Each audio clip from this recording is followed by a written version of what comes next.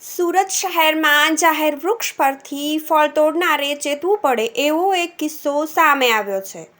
Sarthana nature પાર્કમાં કેરી તોડનાર યુવકને રૂ.200નો દંડ ફટકારવામાં આવ્યો છે.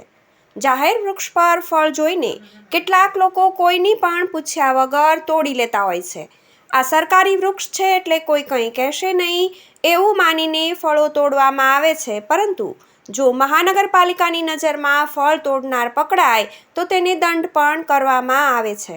શહેરના સરથાણા નેચર પાર્કમાં સચિન નામનો યુવક આંબા પર કેરીના ઝુમખા જોઈને પાડવા માટે લલચાયો હતો.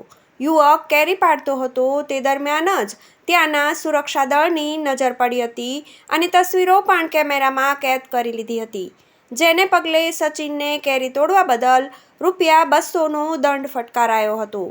સરથાણા વિસ્તારમાં પ્રાણી સંગ્રહાલય આવેલું છે. આની અંદર ઘણા આંબાના ઝાડ આવેલા છે અને હાલમાં કેરીની સિઝન હોવાથી ઘણી કેરીઓ આવેલી છે. ખાસ વાત એ છે કે દર વર્ષે 3 થી 4 લાખ રૂપિયામાં કોન્ટ્રાક્ટ આપી દેવામાં આવે છે. જેટલી પણ કેરી આવે તે તેમને લઈ લેવાની.